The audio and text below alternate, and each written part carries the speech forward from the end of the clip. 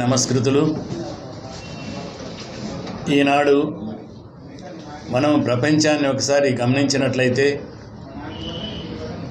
మనిషి మానవత్వాన్ని కోల్పోయి ఒక రాక్షసుడిగా, జంతువుల కంటే హీనంగా బ్రతుకుతున్నారు ప్రపంచంలో.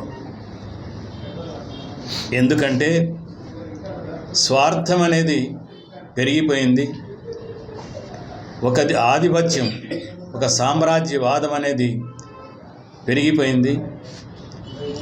అందుకని ఈనాడు మనం చూసినట్లయితే ప్రపంచంలో డిఫెన్స్ బడ్జెట్ ఎంతంటే $3.75 ట్రిలియన్. $3.75 ట్రిలియన్ ప్రపంచంలో ఖర్చు పెడుతున్నారన్నమాట.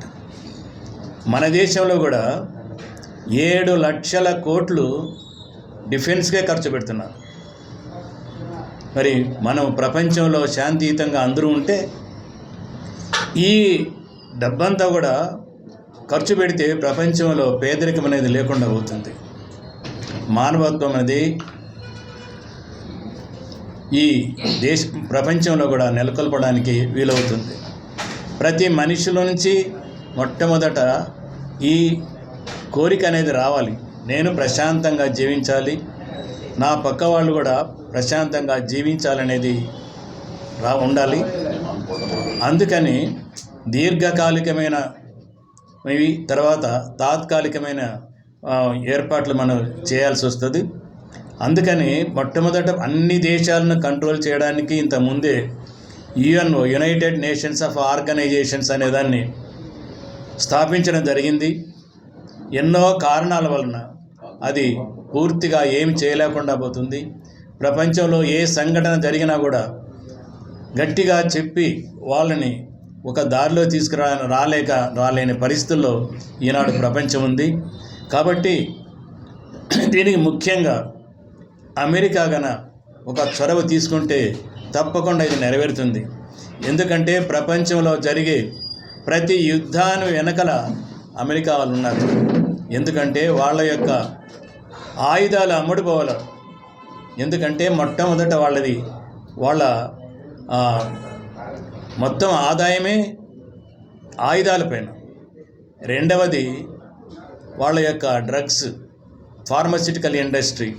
మూడవది డాలర్ ఎప్పుడైతే ప్రపంచంలో పతనమవుతుందో అప్పుడు వాడు కంట్రోల్లోకి వస్తాడు. కాబట్టి మొట్టమొదట కంట్రోల్లో పెట్టవలసింది అమెరికాను. మరి ట్రంప్ గారు చెప్పారు, నేను రాగానే యుద్ధాలన్నీ ఆపేస్తానని. మరి అది మంచి పరిణామమే. అది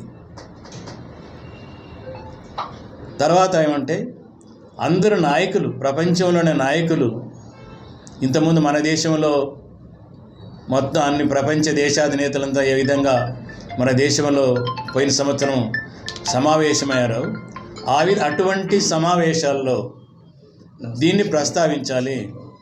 యుద్ధాల వలన నష్టమే కానీ ఆదాయం లేదు.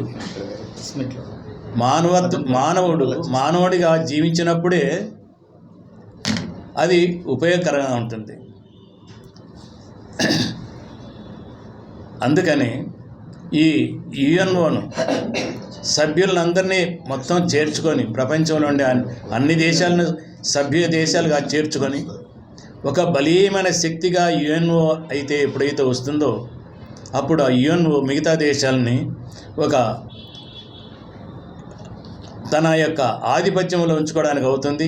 ఏదైనా తప్పు చేస్తే వాళ్ళని దండించడానికి అవుతుంది. అక్కడ ఏదైనా సమస్య జరిగినప్పుడు యుఎన్ఓ నుంచే సైన్యం పోయి అక్కడ కంట్రోల్ చేయడానికి అవుతుంది. ఏ ప్రాంతమైనా సరే అక్కడ ఏదైనా అవసరమైనా కూడా WHO, యుఎన్ఓ నుంచి అక్కడి నుంచి సహాయం చేయడానికి అవుతుంది. తర్వాత దీర్ఘకాలికంగా ఎప్పటికీ శాంతి దేశం ప్రపంచంలో ఉండాలంటే అది కేవలం ఒక ఆధ్యాత్మికతతోనే వస్తుంది. అంటే ప్రతి మనిషి కూడా దైవ భక్తి కలిగి ఉండాలి, దైవ భీతి కలిగి ఉండాలి. మనం ఏదైతే చర్చిలకు పోతామో, గుడులకు పోతాము, మసీదులకు పోతాం, మనం నేర్చుకుంటాం దేవుని గురించి. మనం ఏదైతే నేర్చుకుంటామో దాన్ని మన నిత్య జీవితంలో దాన్ని అమలు చేయాలి. ఆధ్యాత్మికతను ఎప్పుడైతే మనం అమలు చేస్తామో అప్పుడే ఉపయోగం ఉంటుంది. ఒక మొబైల్ ఉంటుంది, ఆ మొబైల్లో సిమ్ తీసేస్తే ఏం ఉపయోగం లేదు. మొబైల్లో సిమ్ తీసేస్తే ఉపయోగం లేదు. అదేవిధంగా మనిషి యొక్క జీవితంలో ఆధ్యాత్మికత అనేది ఆచరణ లేకపోతే అది కూడా ఉపయోగం లేదు. ఆచరణ అనేది ఒక సిమ్ లాంటిది. కాబట్టి ప్రతి ఒక్కరు కూడా ప్రతి ఇంట్లో ఈ దైవభీతిని దైవభక్తిని ప్రోత్సహించాలి. అందుకని మన ఇంటర్నేషనల్ మెడిటేషన్ డేగా కూడా మన దేశం తరఫున అది వచ్చింది. కాబట్టి ప్రపంచ శాంతి కూడా మన దేశం నుంచి ప్రారంభితని ఆశిస్తూ ఈ అవకాశం ఇచ్చి అందరికీ కూడా ధన్యవాదాలు. జై హింద్.